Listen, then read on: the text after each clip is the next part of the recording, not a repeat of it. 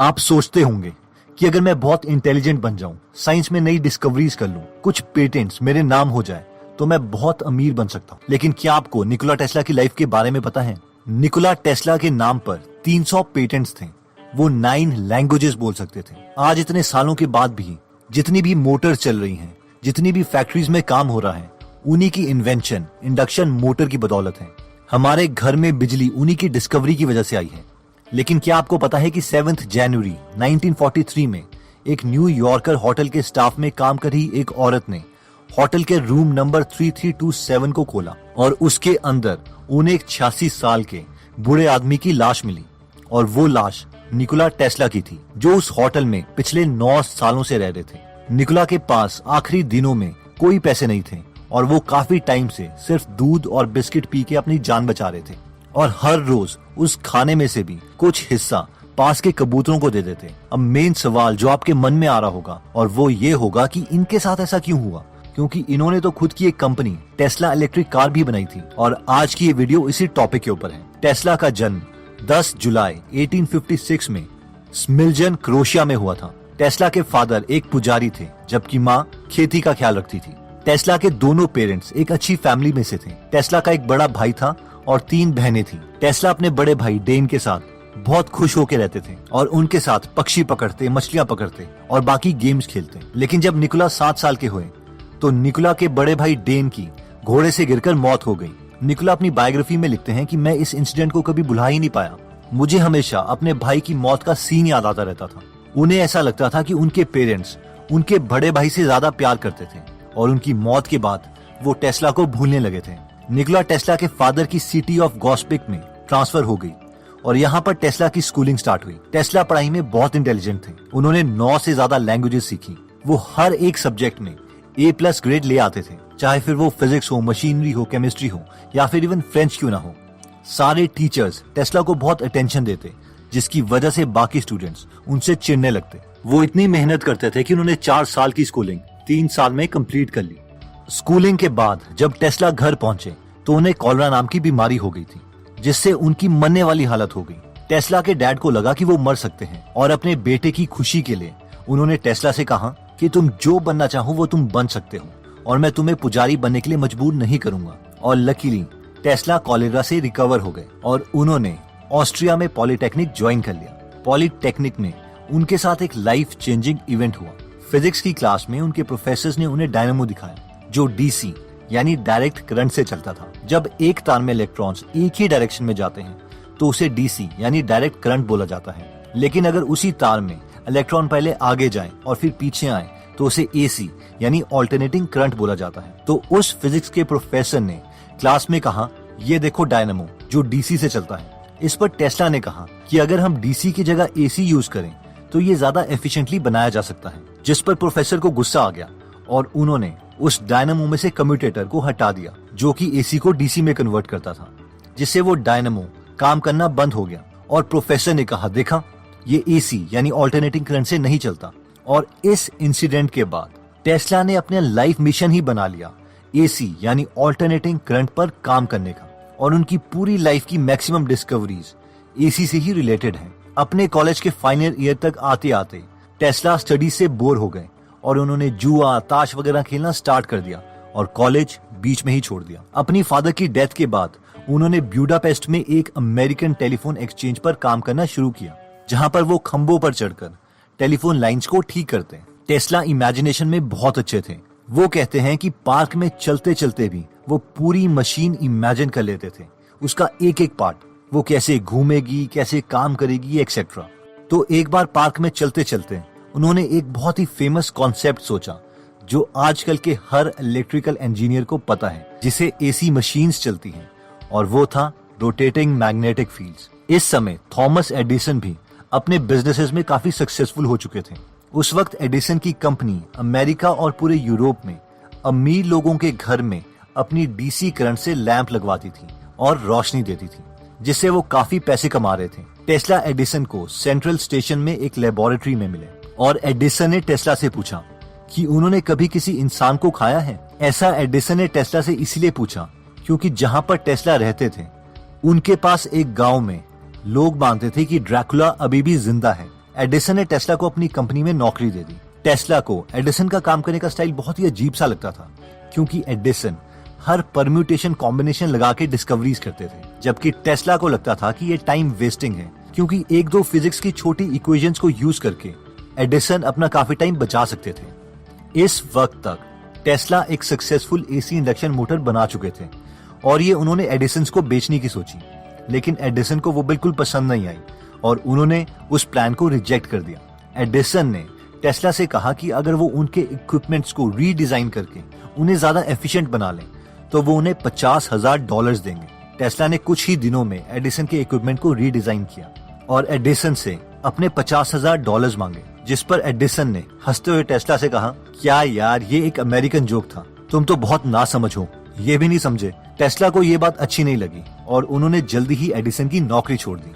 Tesla की शराफत का दो बिजनेसमैन ने फिर से फायदा उठाया था। रॉबर्ट लेन और बीए वेल की न्यू जर्सी में लाइटनिंग की मैन्युफैक्चरिंग कंपनी थी। इन दोनों बिजनेसमैन ने कहा कि अगर टेस्ला इनकी लाइटनिंग के प्रोजेक्ट में मदद करते हैं तो वो उनका नाम अपनी कंपनी के साथ जोड़ देंगे और उन्हें अपनी कंपनी के शेयर्स भी देंगे। लेकिन टेस्ला ने इंसिस्ट किया कि वो इस प्रोजेक्ट के बाद अपनी एसी मोटर को डेवलप करने में इन्वेस्टमेंट चाहते हैं, जिस पर वो दोनों बिजनेसमैन मान गए। टेस्ला ने बहुत मेहनत करके बहुत सी स्ट्रीट्स और फैक्ट्रीज में आर्क लाइटिंग को इंस्टॉल करवाया। उनका काम मैगजीन में भी पब्लिश हुआ, लेकिन जैसे ही कुछ महीने में आर्क लाइटिंग का काम खत्म हुआ, टेस्ला को कंपनी से निकाल दिया गया। दोबारा से टेस्ला के पास कुछ पैसे नहीं बचे। वो अपनी मशीन्स को बनाने में इतने बिजी हो जाते थे कि वो अपनी फाइनेंशियल सिक्योरिटी को ही भूल जाते थे और अनफॉर्चुनेटली इन्हें गड्ढे खोदने का काम करना पड़ा। वहां पर काम कर रहे फोरमैन ने देखा कि टेस्ला बहुत इंटेलिजेंट है और उन्हें अपनी कंपनी के चीफ इंजीनियर एल्फ्रेड ब्राउन से मिलवाया। ब्राउन ने लकीली टेस्ला के मैगजीन आर्टिकल्स पढ़े थे और वो टेस्ला से बहुत इम्प्रेस्ड हुए, इसलिए उन्होंने टेस्ला को एक बैंकर से मिलने के लिए कहा, जिनका नाम था चार्ल्स पेक। ब्राउन ने कहा कि अगर टेस्ला पेक को इम्प्रेस कर देंगे तो पेक उन्हें उनके काम के लिए फंडिंग दे सकते हैं। उस वक्त एक अंडे को सीधा खड़ा करना एक बहुत ही बड़ी स्किल मानी जाती थी और टेस्ला ने कुछ ऐसा ही किया। टेस्ला ने एक ब्रास का अंडा बनवाया और उसके आसपास अपने एसी सर्किट्स लगा दिए। जब उस एसी सर्किट ने रोटेटिंग मैग्नेटिक फील्ड प्रोड्यूस करी तो वो ब्रास का अंडा घूमने लगा और एकदम सीधा घूमता रहा। इससे पेक बहुत इम्प्रेस हो गए और इन तीनों ने, टेस्ला, पेक और ब्राउन ने मिलकर एक कंपनी खोली जिसे नाम दिया गया टेस्ला इलेक्ट्रिक कंपनी। अगले 15 सालों में टेस्ला ने बहुत इन्वेंशंस करी और बहुत काम पेटेंट करवाया। 1888 में टेस्ला ने एक स्पीच दी जिसका नाम था a new alternating current motor, जिसमें उन्होंने पहली बार दुनिया को दिखाया कि इलेक्ट्रिसिटी सिर्फ लाइट्स के लिए ही नहीं बल्कि अप्लायंसेज और फैक्ट्रीज में मशीन्स के काम भी आ सकती है। ये लेक्चर बहुत ही फेमस हुआ। वेस्टिंग हाउस के एक इन्वेस्टर बहुत जल्दी टेस्ला से मिलने आए क्योंकि वो समझ गए थे कि टेस्ला बहुत बड़ी इन्वेंशंस करने वाले हैं। वेस्टिंग हाउस ने टेस्ला को कहा कि वो टेस्ला को $5,000 देंगे, 20,000 के स्टॉक ऑप्शंस देंगे और हर एनर्जी प्रोड्यूस करने के लिए $2.5 देंगे एज अ रॉयल्टी।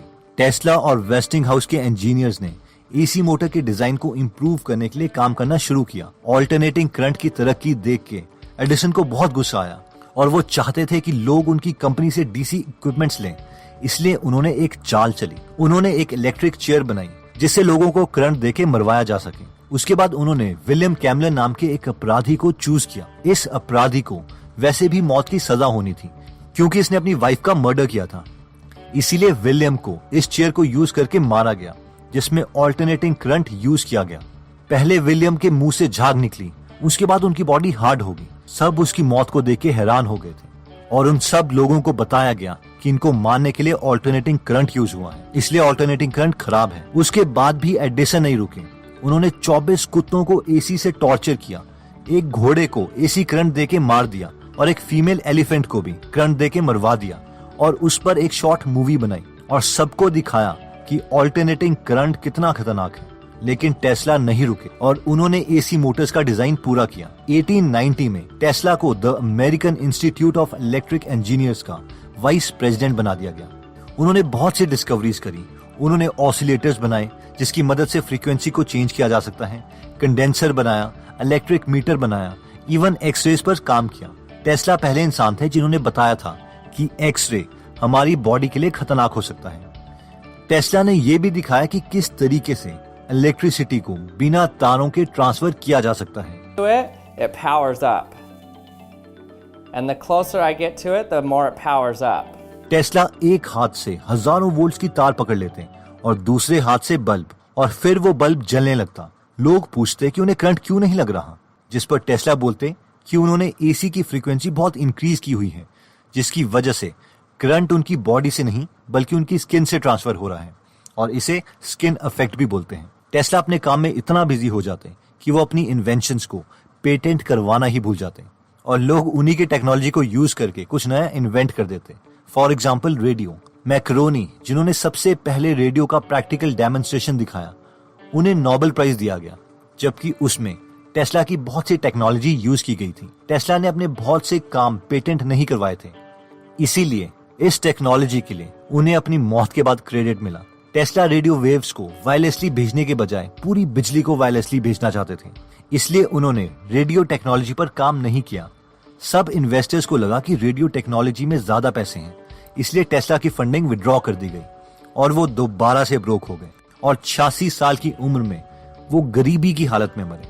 तो दोस्तों, इस वीडियो में हमने देखा कि इतना ज्यादा ब्रिलियंट होने के बावजूद टेस्ला को बहुत बार लाइफ में गरीबी का सामना करना पड़ा, और एंड उनका बहुत ही दुख भरा था। मैंने जनरली ये देखा है कि कई एक्स्ट्रा ऑर्डिनरी माइंड्स अपने काम में इतने ज्यादा बिजी हो जाते हैं कि वो अपने को फाइनेंशियली सिक्योर ही नहीं कर पाते, और इन सब जीनियसेस को दुनिया तब रिकॉग्नाइज करती है जब उनकी मौत हो जाती है, और तब इसका क्या फायदा। जैसे कि नायग्रा फॉल्स में हाइड्रो इलेक्ट्रिक पावर प्लांट बनाया गया है, जहाँ पर टेस्ला की टेक्नोलॉजी यूज की गई है। इवन की वहां पर आज भी टेस्ला के ऑनर में उनका स्टैचू लगा हुआ है। इवन की इलॉन मस्क कह चुके हैं कि बेशक हमने अपनी कार कंपनी का नाम टेस्ला रखा है, क्योंकि टेस्ला को उतनी रिकॉग्निशन नहीं मिली जितनी वो डिजर्व करते थे, लेकिन हम एडिसन से ज्यादा इंप्रेस हैं, क्योंकि वो अपने आइडियाज को दुनिया तक पहुंचाने में सक्सेसफुल रहे। It's an interesting contrast, like Edison versus Tesla, because interesting, the car company is called Tesla. And the reason it's called Tesla is because we use an AC induction motor, which is an architecture that Tesla developed. And the guy probably deserves a little more play than he gets in current society. But on balance, I'm a bigger fan of Edison than Tesla.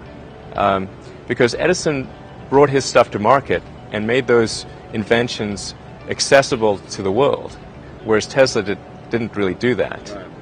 Anyways, आप ये incredible story अपने friends या family members के साथ जरूर share करें, और उन्हें भी समझाएं कि खुद को फाइनेंशियली सिक्योर करना कितना इंपॉर्टेंट है। और साथ में अगर आप ऐसी और बायोग्राफी सुनना चाहते हैं, जैसे कि डॉक्टर एपीजे अब्दुल कलाम पर, आइंस्टाइन पर, इलॉन मस्क पर, या फिर दोबारा से निकोला टेस्ला पर, तो आप हमारी गीगल ऐप डाउनलोड कर सकते हैं। यहाँ पर 120 से ज्यादा फ्री समरीज अवेलेबल हैं, और हर हफ्ते संडे को हम एक फ्री समरी इसमें ऐड करते हैं। अगर आप इस ऐप में इंटरेस्टेड हैं, तो इस ऐप का लिंक मैं डिस्क्रिप्शन में दे दूंगा। एनीवेज, अगर आप ऐसी नॉलेजेबल वीडियोस मिस नहीं करना चाहते, तो सब्सक्राइब करने के बाद बेल का बटन जरूर दबा दीजिए। आप हमें कमेंट करके ये भी बता सकते हैं कि आप नेक्स्ट वीडियो किस टॉपिक पर चाहते हैं। जल्दी हम आपसे दोबारा मिलेंगे। जय हिंद।